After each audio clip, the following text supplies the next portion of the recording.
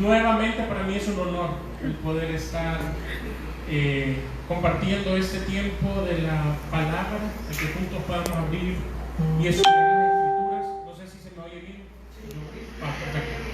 Perfecto. Bien, para mí es un privilegio por varios motivos en este momento para recubrir de cierta importancia este tiempo. Tengo el privilegio de tener aquí a mi hermana y a Edgar, que es un amigo muy amado de la familia, pero es muy especial sobre todo porque es mi primera predicación estando legalmente casado. Todavía no lo he hecho.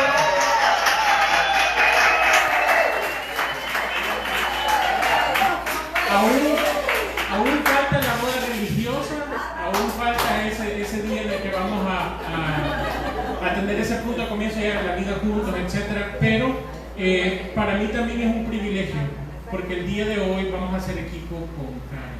Ya más adelante se van a dar cuenta, y es un honor para mí poderlo hacer.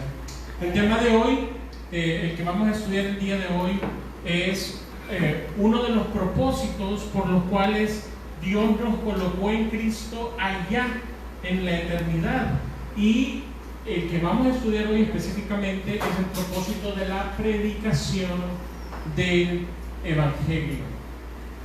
Desde aquel día de Pentecostés, fíjense, 50 días después de la resurrección de Jesucristo, viene el Espíritu Santo sobre la iglesia y la predicación del Evangelio se vuelve el centro del diario vivir de la iglesia.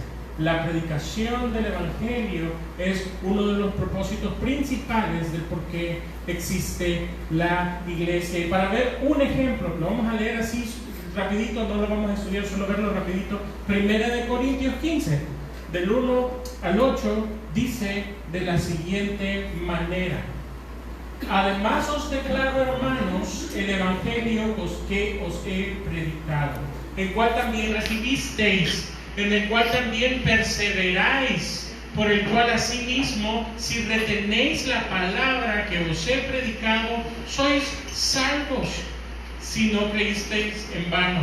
Porque primeramente os he enseñado lo mismo que asimismo recibí, que Cristo murió por nuestros pecados, conforme a las Escrituras, y que fue sepultado y que resucitó al tercer día, conforme a las Escrituras, y que apareció a Cefas, y después a los 12, y después apareció a 500 hermanos a la vez, de los cuales muchos viven aún, y otros ya duermen.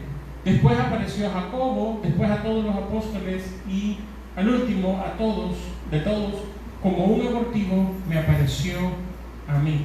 Este es Pablo, y Pablo está haciendo un énfasis sobre el Evangelio.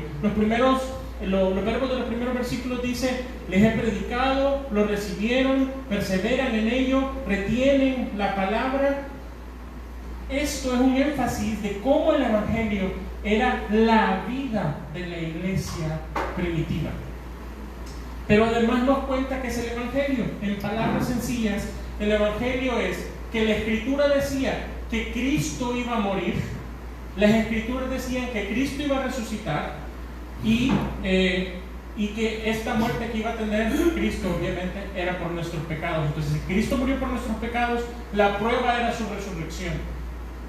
El hecho de que Cristo haya muerto por mis pecados, lo que comprueba que lo hizo por mis pecados, es su resurrección. Porque es importante saber esto, porque podemos decir que cualquiera murió por los pecados de cualquiera, pero Cristo específicamente murió por nuestros pecados, y la prueba de que lo hizo es que resucitó. ¿Cómo sabemos que resucitó? Obviamente los 12 lo vieron, Pablo dice que lo vio, pero imagínense, el versículo 6 hace el énfasis: hubieron 500 testigos de la resurrección. 500 testigos de la resurrección. Entonces, no es cualquier cosa. De hecho, cuando se habla de la prueba científica, literalmente el testimonio que encontramos aquí, si este testimonio no puede ser creído, ningún otro testimonio sobre la historia antigua puede ser creído. Pero jurídicamente se puede probar la resurrección de Jesús por la cantidad de testigos que lo vieron resucitado. Esto es importante. Es importante porque de esto trata el Evangelio, el testimonio de que Jesús murió como las Escrituras lo preveían, resucitó como las Escrituras lo preveían, y que ahora nosotros podemos contar esto a otras personas. Las últimas oportunidades que el Señor me ha dado de poder compartir la palabra en este púlpito, hemos abierto las Escrituras básicamente para aprender lo que decían las Escrituras acerca del Cristo. Y primero hablamos, en la primera oportunidad estudiamos de la transfiguración, cómo está Moisés y Elías con Jesús en la transfiguración y la voz del cielo que dice, este es mi hijo amado, a él oíd. Y básicamente lo que nos está dando a entender es que tanto el Antiguo Testamento, tanto Moisés, que es la ley, como los profetas, que son los escritores del Antiguo Testamento, tienen que ser entendidos a través de Cristo. Vimos a lo que eso se refería. La segunda oportunidad que llevamos a este tema fue en Navidad, y hablamos de cómo desde Génesis 3:15 la expectativa de 4000 años de historia de toda la Biblia es la venida del Mesías, la venida del Cristo, la venida del Cristo. 4000 años anunciando que viene, ya viene, ya viene, ya viene, ya viene.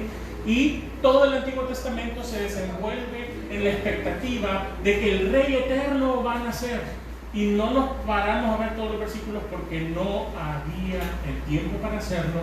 Pero lo más importante fue que logramos ver cómo Dios se lo promete a Abraham. Abraham entiende que le está hablando de Cristo, se lo promete a Isaac, a Jacob, luego se lo promete a Judá, se lo promete a David, etc. Entonces, de una forma en específica, hasta que finalmente Cristo viene a la tierra.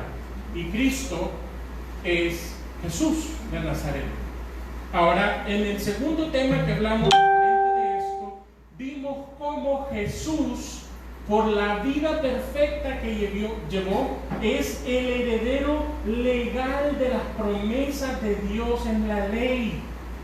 Cristo, aquella famosa bendición del Salmo número 1 que decíamos, el Salmo primero dice, bienaventurado el varón que no tuvo consejo de malo, etc. Toda esa gran bendición y toda la bendición que promete la ley, toda esa la hereda Jesús, y únicamente Cristo Jesús, porque es el único ser humano que cumplió la ley de forma perfecta. Y concluimos esa enseñanza diciendo que la certeza de que Cristo fuese el heredero era beneficiosa para nosotros, porque luego la Biblia dice que estamos en Cristo. Pero la última enseñanza referente de este tema fue qué significa estar en Cristo. Y en ese momento desarrollamos una idea sencilla. Las bendiciones que Dios tiene para tu vida son certeras, porque el que las alcanzó es Cristo. Nunca vamos a encontrar la plenitud y la satisfacción de nuestra alma fuera de Cristo. La iglesia no necesita buscar nada fuera de Cristo. Y luego solo se dejó planteado que Dios nos puso en Cristo por un propósito. Ahorita, en este momento, solo para fines de la introducción, voy a mencionar de forma bien superficial algunos de estos propósitos.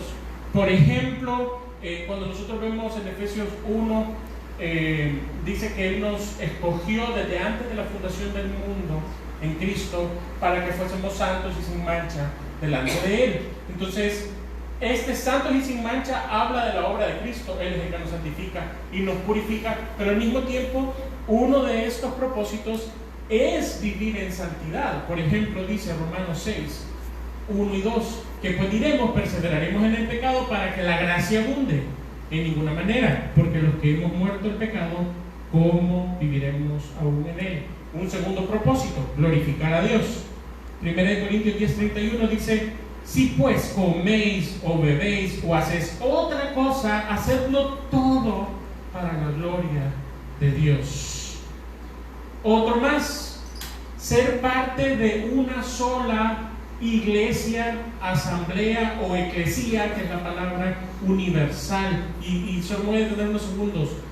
Cuando la palabra eclesía universal se ocupa, esto incluye a todos los que han creído en Cristo antes de que Cristo viniera y después de que Cristo viniera. Es decir, todos formamos parte en cualquier lugar del mundo, en cualquier momento de la historia, cuando alguien creyó en Cristo Jesús, somos un solo pueblo.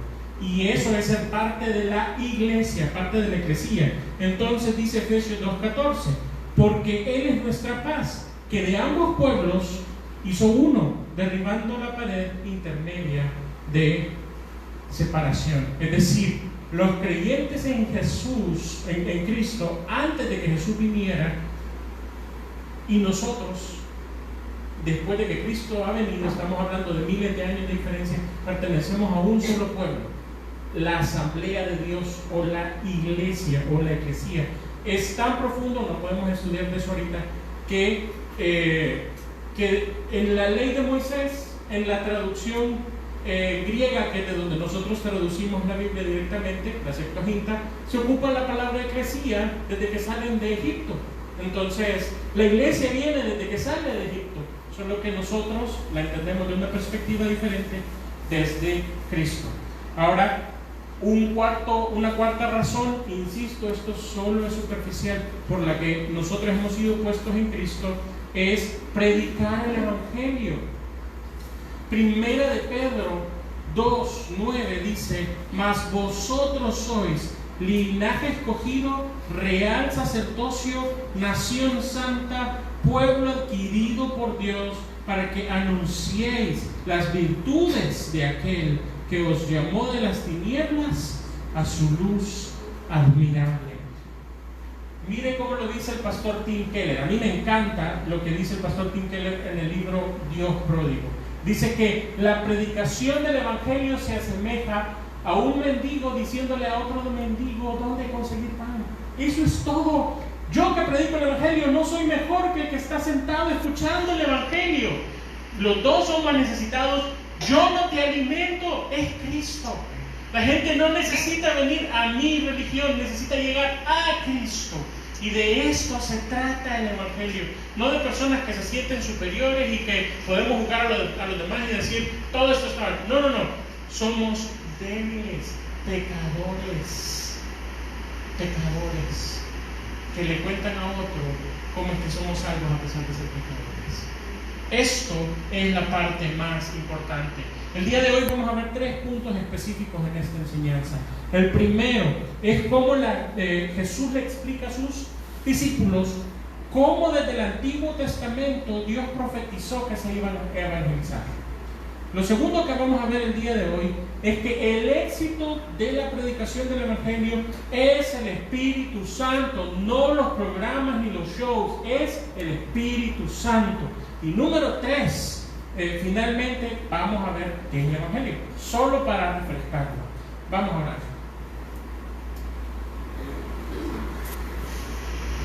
Señor, y mi debilidad total en este momento, puedo reconocer que no es el conocimiento, no es mis buenas intenciones, no es nada de lo que yo diga lo que interesa o lo que importa en este momento, a menos que tu Espíritu Santo sea dirigiendo esas palabras, Señor. Glorifícate a ti, levántate a ti, exáltate a ti, Señor, que la gente pueda volver a verte a ti el día de hoy. David Castillo no tiene nada bueno que les haya visto, pero tú, Señor, tú sí, Señor. Alza nuestros ojos a ti, Señor, que nuestro corazón pueda creer en la suficiencia de Jesucristo, levantado en esa cruz para nuestra salvación, Señor. Te lo quiero pedir en el nombre de Jesús. Amén y amén. En el punto número 1, Jesús les explica a sus discípulos la predicación del Evangelio. Fíjense, cuando en el Nuevo Testamento nos dicen que toda la palabra es inspirada por Dios, que la profecía, dice que la profecía más certera es la que Dios le dio a los escritores de las Escrituras, que la palabra sirve para instruir, para corregir, para enseñar, etc., siempre se está refiriendo al Antiguo Testamento. Normalmente nosotros tendemos a menospreciar el Antiguo Testamento y decir todo lo que necesitamos está en el Nuevo. Pero fíjense que hoy vamos a ver cómo el Nuevo, lo que realmente está haciendo el Nuevo Testamento, es explicándonos lo que muchas veces pasamos por alto cuando leemos el Antiguo Testamento. Cuando los discípulos comenzaron a predicar el Evangelio, ellos no pensaban que estaban predicando una nueva religión. ellos no tenían en mente una nueva fe. Ellos estaban predicando la buena noticia que se había cumplido la expectativa de su religión. ¿Qué era la expectativa de su religión? La venida del Mesías. Entonces ellos venían dando la buena noticia. Evangelio significa las buenas noticias, las buenas nuevas. Entonces ellos salían predicando las buenas noticias de que se cumplió el tiempo, que Cristo vino, que es una época de reconciliación con Dios. Ahora, ellos no era algo nuevo lo que venían predicando, era literalmente, desde su perspectiva, el cumplimiento de lo que ya creían. En la siguiente porción de las Escrituras vamos a ver cómo Jesús explica a sus discípulos la predicación del Evangelio, cómo va a funcionar la predicación del Evangelio. Yo identifiqué 3 fases, así que vamos a ver esta porción en 3 fases sencillas. Lucas 24, del 44 al 45. Este es el primer encuentro de Jesús con sus discípulos. Es tan importante este encuentro que Jesús comió enfrente de ellos para que le creyeran que no era un espíritu, sino que había resucitado. Terminando de comer estaba, versículo 44 y 45, y le dijo: estas son las palabras que os hablé, estando aún con vosotros, que era necesario que se cumpliese todo lo que está escrito de mí en la ley de Moisés, en los profetas y en los salmos. Entonces les abrió el entendimiento para que comprendiesen las Escrituras. Lo primero que nosotros necesitamos para poder predicar el Evangelio es entender que todas las Escrituras hablan de la buena noticia. Toda la Biblia, todos los capítulos del Antiguo Testamento y del Nuevo Testamento se tratan sobre la misma persona, de forma directa o de forma indirecta. Yo me he tomado una tarea este último año y ya casi lo terminé, y es de cada capítulo de mi lectura diaria: ¿qué me apunta esto a Jesús? ¿Qué me apunta esto a Jesús? El día de hoy me tocó Zacarías 6, si no mal recuerdo, y en este capítulo Dios le dice a Zacarías que unja al sacerdote Josué que corone al sacerdote Josué, y dice que él representa al renuevo. Renuevo es una palabra que se ocupa en toda la Biblia para hablar de cuando Cristo viniera. Entonces dice: este hombre va a representar el renuevo. Es un sacerdote coronado. Los sacerdotes no eran coronados, normalmente eran coronados de la tribu de Judá, mientras que los sacerdotes eran de la tribu de Leví. ¿Qué está señalando esto sobre Cristo? Que Cristo va a ser rey y va a ser sacerdote a la vez. Estamos hablando unos 400 años antes de la venida de Cristo. Entonces, solo para que vean cómo cada capítulo tiene algo que nos va a terminar apuntando a Cristo. Entonces Jesús les dice literalmente: la ley, los profetas y los salmos hablan de mí. Y sí, es cierto, encontramos esto. Es profetizada la traición a Jesús, es profetizado como uno de sus amigos cercanos iba a ser el que lo iba a traicionar, etcétera, etcétera. Entonces, cuando Jesús habla con sus discípulos, dice: les expliqué esto en los salmos, en los profetas, y se los expliqué también con Moisés. Entonces, ¿qué ocurre después de que Cristo lo explica? Su entendimiento es abierto. Y esto es lindo, mis queridos hermanos, porque desde este momento en adelante, para que alguien entienda que el mensaje bíblico es Cristo, de que alguien entienda que la ley, los profetas y los salmos hablan sobre Jesús, necesita que alguien más se lo cuente. Agarre usted solo la Biblia y es probable que no se dé cuenta, pero desde este momento, todos los que entendemos que Cristo es el mensaje de la Biblia es porque alguien más nos lo dijo, alguien más nos lo enseñó. La segunda fase del evangelismo, de la predicación del Evangelio, se encuentra en Lucas 24, 46 al 47, los versículos que siguen. Y les dijo: así está escrito, y así fue necesario que el Cristo padeciese y resucitase de los muertos al tercer día, y que se predicase en su nombre el arrepentimiento y el perdón de pecados en todas las naciones, comenzando desde Jerusalén. La Biblia ya había anunciado la muerte, y la resurrección de Cristo el tercer día. Hay muchos ejemplos, pero uno de los más famosos es, Jesús mismo hace alusión a él, la señal, le llama la señal de Jonás. Jonás estuvo 3 días muerto en el vientre del pez hasta que lo vomitó y hizo lo que Dios no había mandado hacer. Hay muchas formas de explicar esto, pero el punto al que quiero ir es: la Biblia ya lo anunciaba, pero también anunciaba esto, que se predicase en su nombre el arrepentimiento y el perdón de pecados. El mensaje del Evangelio incluye hablar que Cristo murió y resucitó, murió por nuestros pecados, hacer un llamamiento al arrepentimiento y el perdón, y proclamar el perdón de pecados. Fíjense, el pastor no convence a nadie de que se arrepienta. Esa es una obra del Espíritu, pero es importante que el pastor haga el llamado, así como el pastor hace el llamado a que todos reconozcamos que Cristo ya nos perdonó en la cruz del Calvario. Las dos cosas van juntas, así como Dios envía a Juan, el que bautizaba, y el ministerio de Juan, todo el ministerio de Juan fue: arrepiéntanse que el reino de los cielos se ha acercado. El mensaje de Juan era el arrepentimiento, pero luego viene Jesús, ya que Juan le había preparado el camino. Dios le dijo: le vas a preparar el camino al Mesías. Entonces viene Jesús y es la otra parte del ministerio, es el perdón y la gracia de Dios. Los dos mensajes del Evangelio están juntos, son necesarios y hay que predicarlos. ¿Por qué? Porque así fue profetizado. No es porque a David Castillo le dé la gana o porque cualquier persona se le ocurrió. Es porque si quitamos estos versículos, podemos ir a encontrar esto mismo en todos los salmos, en la ley y en los profetas. Esto mismo. Si nosotros quitamos todo el Nuevo Testamento, igual vamos a encontrar la necesidad de ser predicado el arrepentimiento y el perdón de pecados. En tercer lugar, siempre en Lucas, los dos versículos que siguen, el 48 y 49, en la misma cita, no nos hemos alejado de la misma cita. Y vosotros sois testigos de estas cosas. El Nuevo Testamento fue escrito como un testimonio de estas cosas, de que se cumplió todo lo que se había dicho en el Antiguo Testamento. He aquí, yo enviaré la promesa de mi Padre sobre vosotros. ¿De quién está hablando ahí?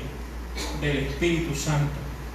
Pero quedaos vosotros en la ciudad de Jerusalén hasta que seáis investidos del poder de lo alto.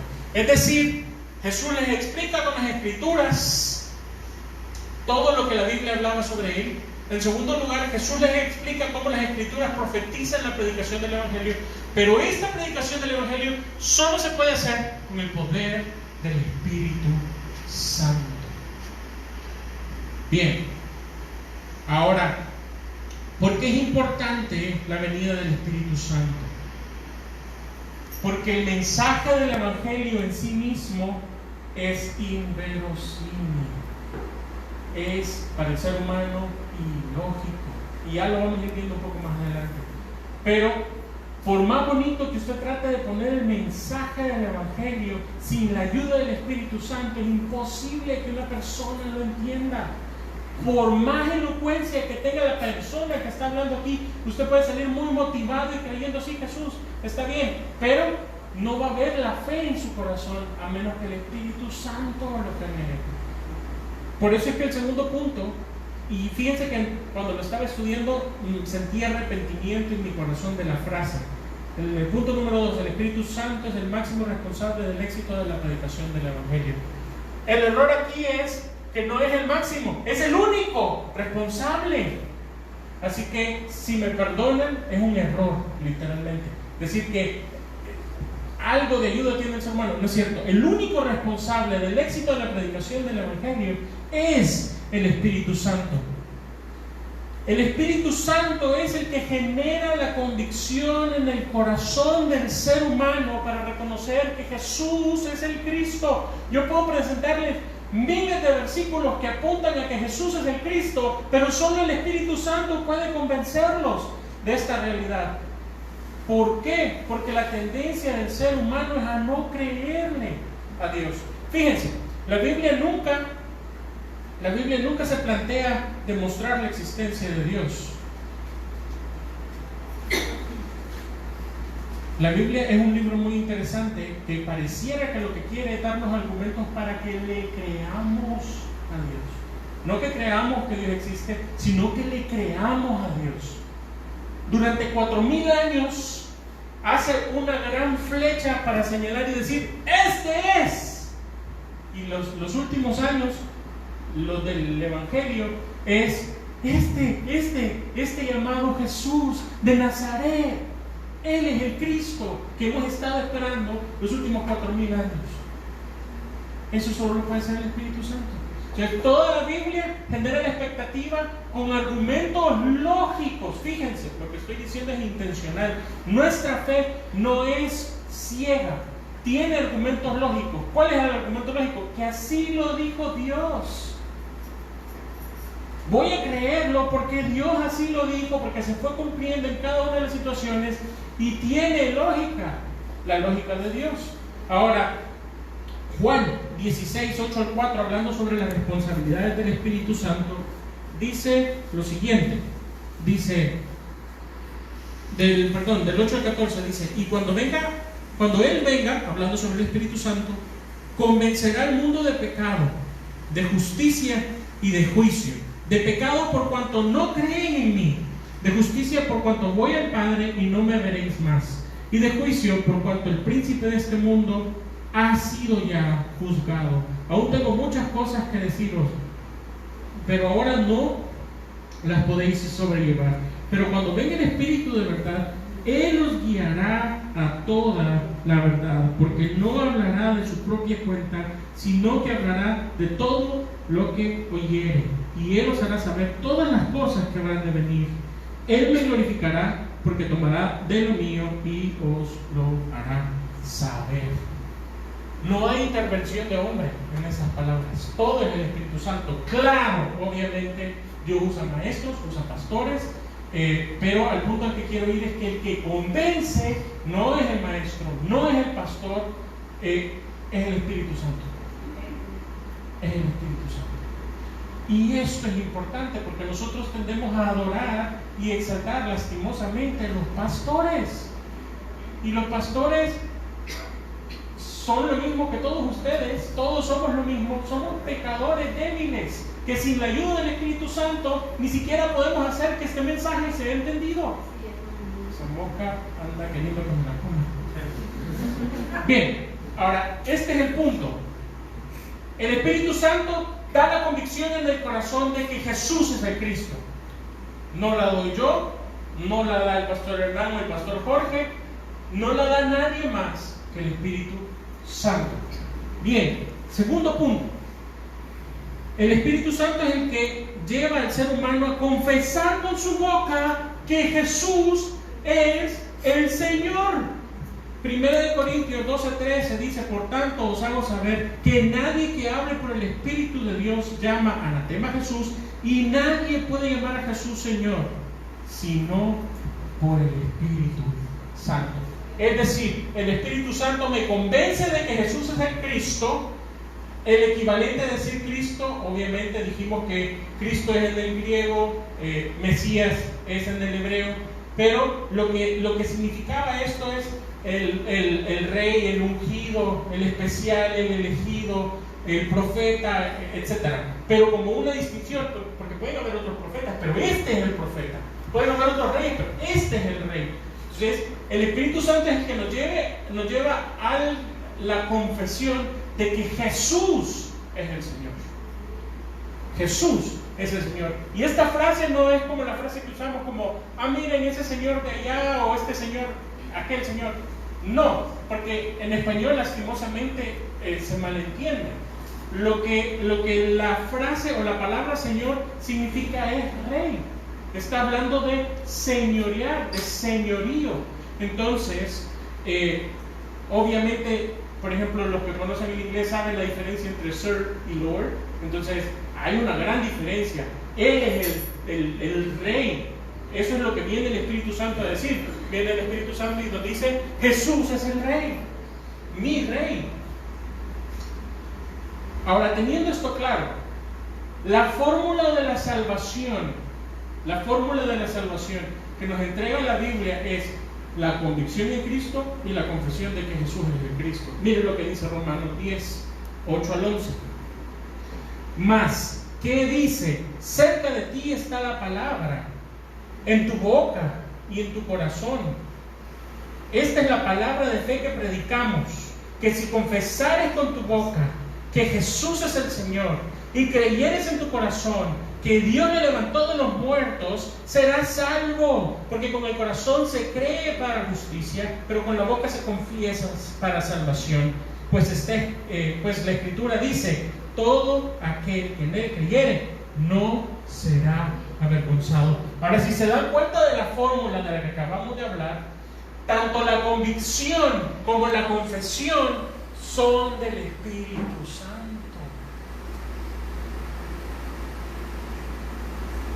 Ambas cosas son la obra del Espíritu Santo. Y teniendo esto claro, hoy sí, yo sé que muchos me han escuchado predicar sobre esta porción bíblica que vamos a ver en este momento para ver el Evangelio. Vamos a aprender una vez más, escuchar una vez más qué es el Evangelio. Y este es el tercer punto. Para los que ya lo han oído anteriormente, les pido un poco de paciencia, porque es mi porción favorita para explicar el Evangelio. Para los que no lo han escuchado, tómense tiempo para analizar bien lo que vamos a hablar. En el capítulo 3 de Juan, Jesús está hablando, platicando con un hombre llamado Nicodemo. Nicodemo es uno de los principales de los fariseos, es decir, él es maestro de los que son maestros, conoce las Escrituras, y Jesús está hablando con él de cómo llegar a tener vida eterna, y Jesús le dice: mira, es necesario nacer de nuevo. Y en medio de la explicación de qué es nacer de nuevo, viene esta frase específica, porque Jesús le dice: mira, nacer de nuevo literalmente no te puedo ni decir cómo es, porque a saber si lo vas a entender, por decirlo de alguna forma, porque le dice: el Espíritu Santo mueve las cosas y uno no sabe cómo ocurre. Pero, le dice Jesús, Juan 3, 14 y 15: y como Moisés, otra vez nos lleva al Antiguo Testamento, levantó la serpiente en el desierto, así es necesario que el Hijo del Hombre sea levantado, para que todo aquel que en él cree no se pierda, mas tenga vida eterna. Ahora, para Nicodemo no es nuevo lo que se está diciendo. Básicamente, por decirlo en palabras fáciles, cuando logres entender esto, naciste de nuevo. Cuando logres entender esto. Entonces, cuando Nicodemo está oyendo esto, se le viene a la cabeza esa ocasión única en que Moisés levantó una serpiente en el desierto. Y la levantó en un asta. Esa asta estuvo con Israel como por 800 años, hasta que el rey Josías la destruyó. Era motivo de idolatría para Israel, pero el asta era más o menos así, miren, en un lugar muy alto. Ustedes deben de haber visto esa imagen en algún momento, sobre todo los que están muy relacionados con la medicina, porque esa imagen es relacionada para identificar la medicina. Esa imagen de la que estamos hablando en este momento. Ahora, Nicodemo sabía lo que Jesús le estaba diciendo. Ahora, para que usted y yo entendamos un poco más, pensemos qué había ocurrido. Israel salió del desierto, salió de Egipto hacia el desierto. A los 50 días llegaron al monte de Oreb, literalmente, la misma cantidad de tiempo entre la salida y la llegada a Oreb, como la misma cantidad de tiempo entre la resurrección y la venida del Espíritu Santo. Algo que es muy interesante, luego lo vamos a platicar en otra enseñanza. Pero llegan al monte de Oreb, reciben la ley, están ahí un año, levantan por primera vez el tabernáculo y caminan hacia la tierra prometida. Estando afuera de la tierra prometida, envían 2 espías, 10 dijeron: no se puede, hay gigantes en la tierra. 2 dijeron: miren, sí se puede. Entonces Dios dice: ¿saben qué? esta generación se va a morir en el desierto. Hasta que ellos se hayan muerto, voy a meter a los que creyeron. Es más, les dice, ustedes dicen mis hijos van a ser comidos por los gigantes, pero esos hijos suyos son los que se van a terminar comiéndose ellos a los gigantes. Eso es lo que Dios figurativamente les está diciendo. Entonces, ¿qué es lo que ocurre? Llevan 38 años de estar dando vueltas en el desierto. Israel está cansado. Y en ese contexto ocurre Números 21, del 4 al 9. Después partieron del monte Or, camino del Mar Rojo, para rodear la tierra de Edom, y se desanimó el pueblo por el camino, y habló el pueblo contra Dios y Moisés: ¿por qué nos hicieron subir de Egipto para que muramos en el desierto? Pues no hay pan ni agua, y nuestra alma tiene fastidio de este pan tan liviano. Jehová envió entre el pueblo serpientes ardientes que mordían el pueblo, y murió mucho pueblo de Israel. Y entonces el pueblo vino a Moisés y le dijo: hemos pecado por haber hablado contra Jehová y contra ti. Ruega a Jehová que quite de nosotros estas serpientes. Y Moisés oró por el pueblo, y Jehová le dijo a Moisés: hazte una serpiente ardiente y ponla sobre un asta, y cualquiera que fuere mordido y mirare a ella, vivirá. Y Moisés hizo una serpiente de bronce y la puso sobre un asta, y cuando alguna serpiente mordía alguno y miraba a la serpiente de bronce, vivía. El pueblo dice: Señor, pues la regamos, perdónanos, que se vayan las serpientes. Dios no se llevó las serpientes. Dios no les dio un antídoto bebible. Dios no les dio una inyección. Dios lo sanó de una forma totalmente ilógica. Y le dijo a Moisés: levantate un asta, y sobre esa asta poné una serpiente de estas, de bronce, y el que lo muerdan tiene que tener la fe suficiente de salir a ver el asta. Tiene que tener la fe suficiente de salir a ver esa asta. Las cosas en esta historia no pasan por casualidad. Desde el Edén, ninguna de las cosas que ocurren y que han sido puestas en las Escrituras pasan por casualidad. Fíjense, este es un cuadro de la salvación por fe en Cristo Jesús. Estamos hablando alrededor de 1600 años, 1400 años antes de Cristo. Una imagen clara de la salvación. ¿En dónde? En el libro de Números. En el libro de Números. Estamos hablando del tercer libro de la Biblia. No, del cuarto libro. Cuarto libro de la Biblia. Hay mucho del Antiguo Testamento, hay mucho tramo de historia entre ese punto y la venida de Jesucristo y morir en la cruz del Calvario. Ahora, este es el punto. Desde Génesis, la serpiente es asociada con el pecado. La serpiente es asociada con el pecado. Y lo mismo que le ocurre a una persona que es mordida por una serpiente, cuando una persona es mordida por el pecado, está condenada a la muerte. Romanos 6:23 dice que la paga del pecado, la retribución del pecado es la muerte. Y ojo, me encanta esto. No nos dicen si las serpientes eran más grandes, se morían más rápido, si eran más pequeñas, se morían más cortos. No. Porque no, delante de Dios, no hay un pecado que sea peor o mejor. Todo te condena a la muerte. Una mentirita blanca es ofensiva delante de Dios como el pecado de los pecados. Entonces este es el mensaje que nos está dando las Escrituras en este momento. Lo que está ocurriendo en este momento, si regresamos, ahí está, ahí déjame leer.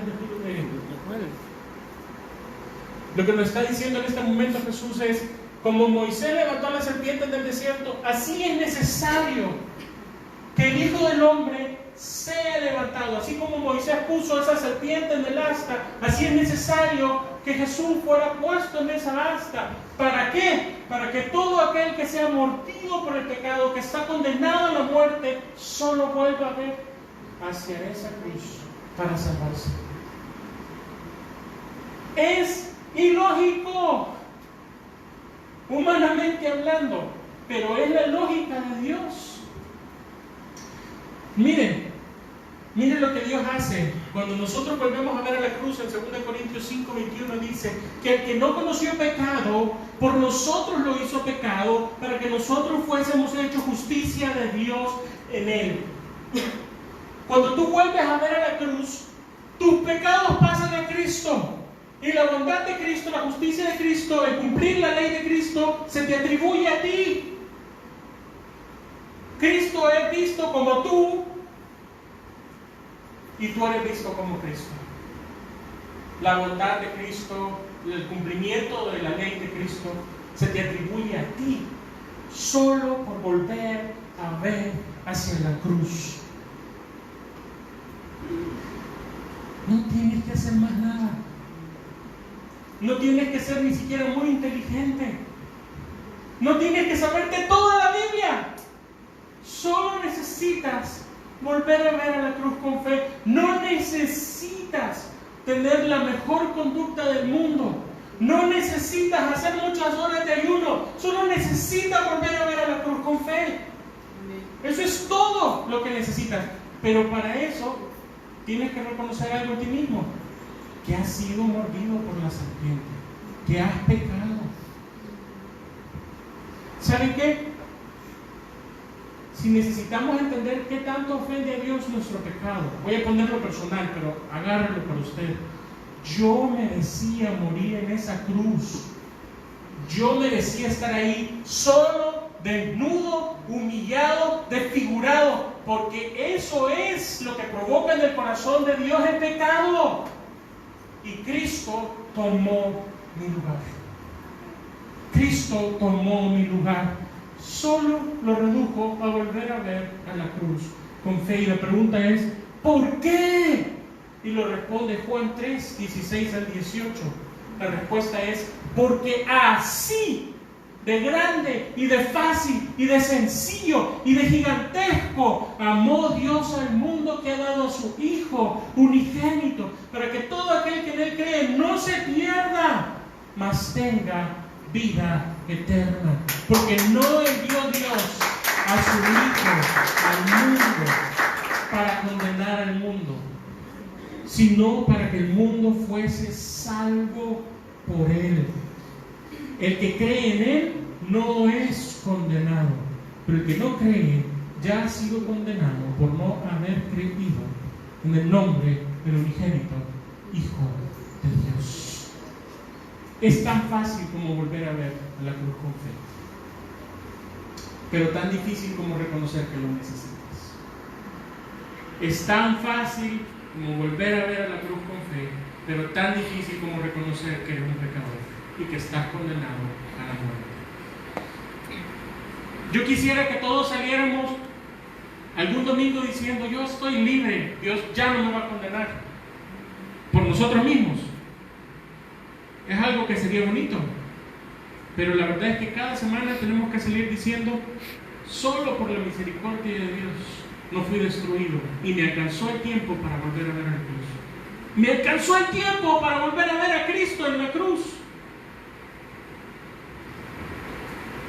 Predicar el Evangelio es simplemente un hombre que está llamando y diciendo, un hombre o una mujer, diciendo, yo también fui mordido y ver a la cruz me salvó.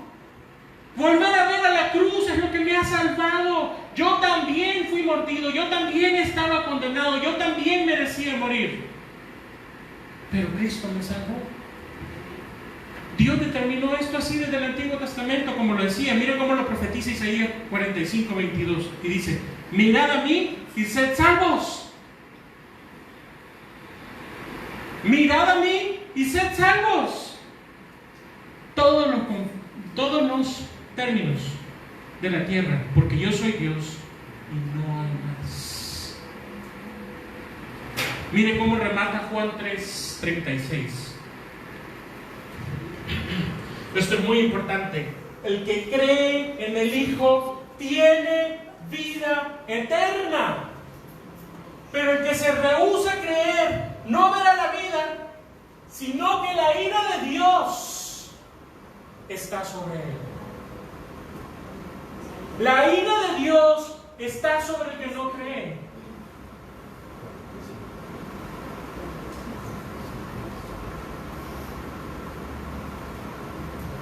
Por eso decimos que el Evangelio es un mensaje de esperanza.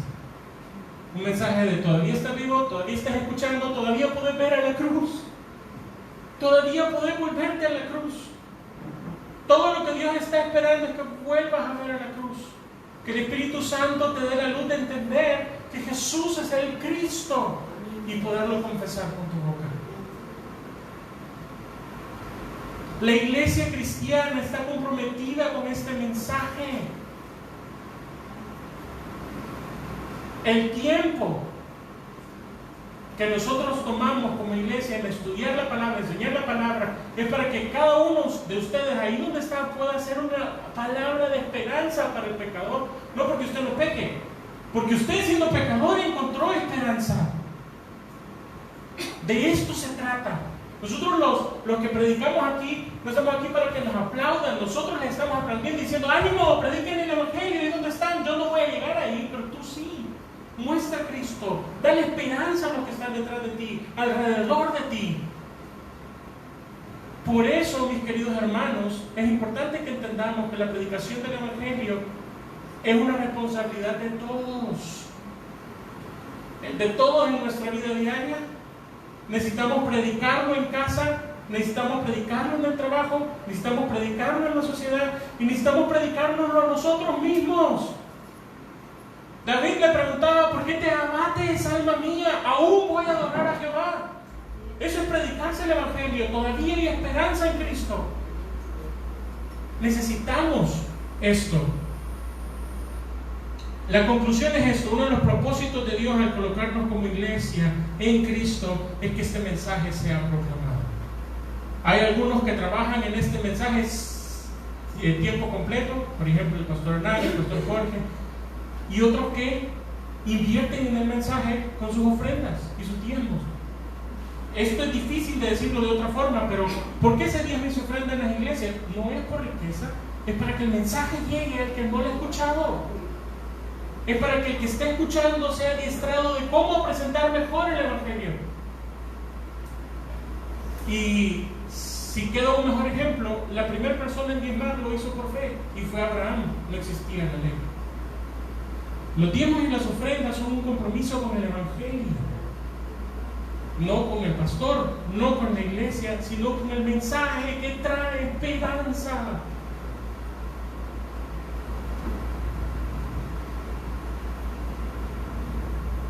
El éxito del mensaje no son los programas, no son los shows.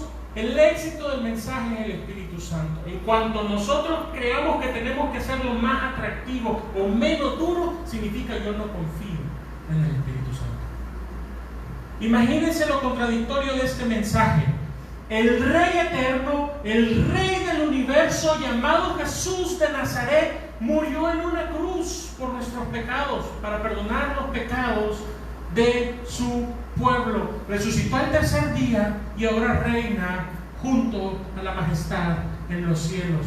David, ¿cómo me vas a decir que el Rey eterno vino a morir en una cruz? ¿Cómo me vas a decir que el Rey del universo entero se humilló a sí mismo, murió desnudo, murió solo, desfigurado? ¿Cómo?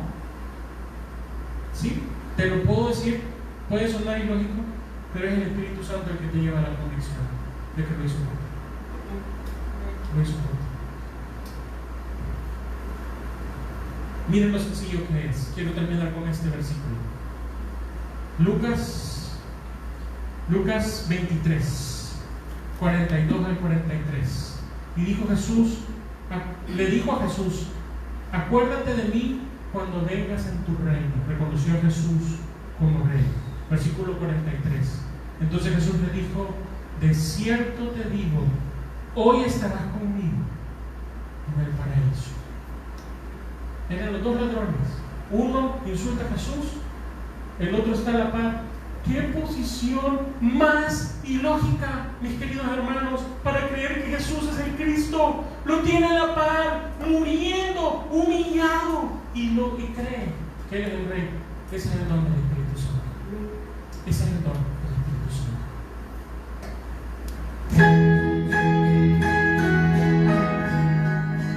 Señor, queremos tomar este tiempo para después de haber escuchado este mensaje, voy a reconocer que tú eres digno de recibir toda oración. Profundo es el amor de Cristo, más que el infierno y la maldad. Dejó su trono y su gloria para traernos hacia Él. Más ancho es el amor de Cristo, que hermoso que nos separa. Me alcanzó en mis tinieblas, solo en Él hay salvación.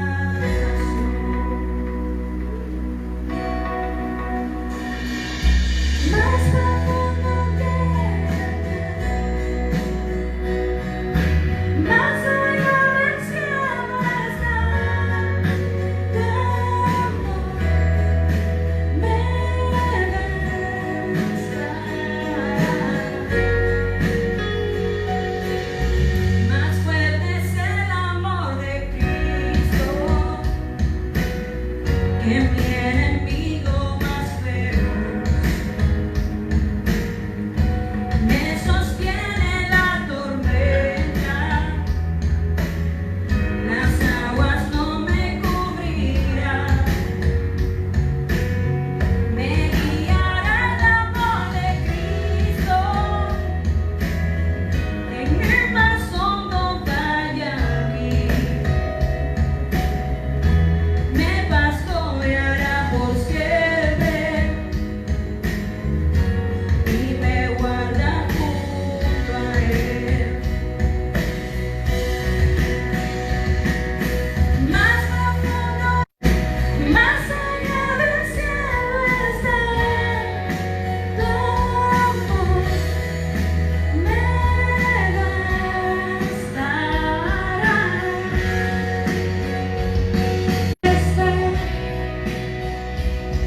Venció el pecado y la maldad, tu amor me bastará.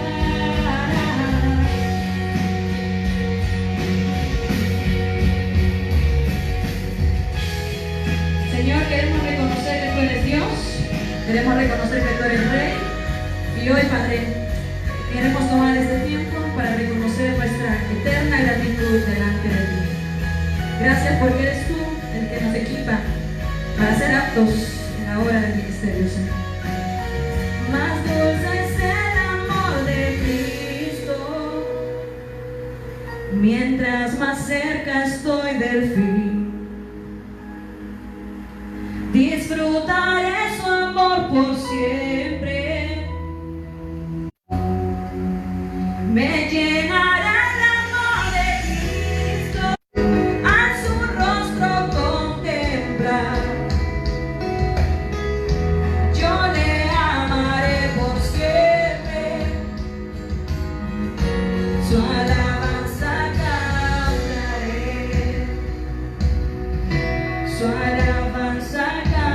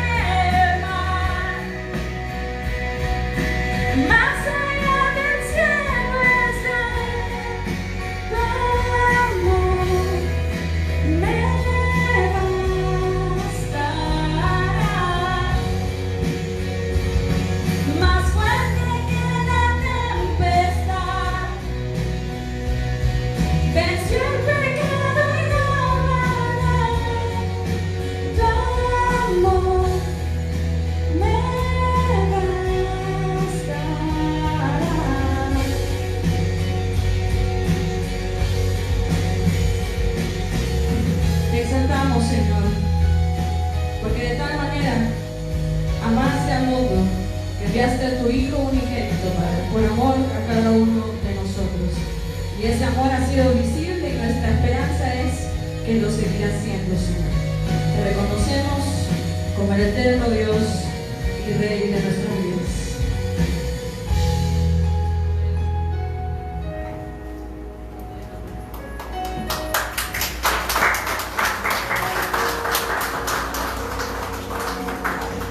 Quiero terminar esta mañana haciéndote una pregunta. Quiero pedirle que todos cierren sus ojos.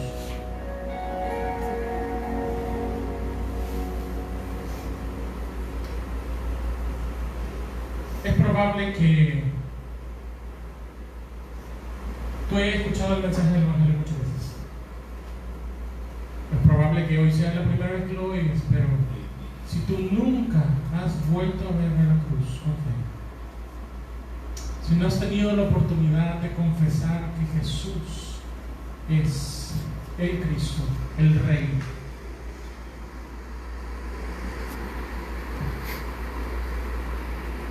no te pierdas la oportunidad de decirlo, como dijo este hombre en la parte de Jesús. Acuérdate de mí cuando vengas a tu vida. Reconócelo como el Rey del universo, como el Rey de tu vida. Quisiera saber si hay alguien que quisiera el día de hoy reconocer a Jesús como su Señor. Si lo hay, si quieres levantar tu mano para que yo pueda saberlo y luego podamos platicarlo. Y si no, pues, Señor, te agradecemos infinitamente por la muerte de Jesús en la cruz, por su resurrección el tercer día, porque hubieron testigos de esto, Señor, porque gracias a ellos, Señor, el día de hoy el Evangelio ha llegado hasta nosotros. Permítenos como iglesia comprometer nuestro corazón, nuestra vida, Señor, nuestra finanza, Señor, a la predicación del Evangelio. Porque no solo ha traído esperanza para nosotros, sino que nos ha mandado a llevar esta esperanza al mundo. Te bendecimos. En el nombre de Cristo Jesús. Amén.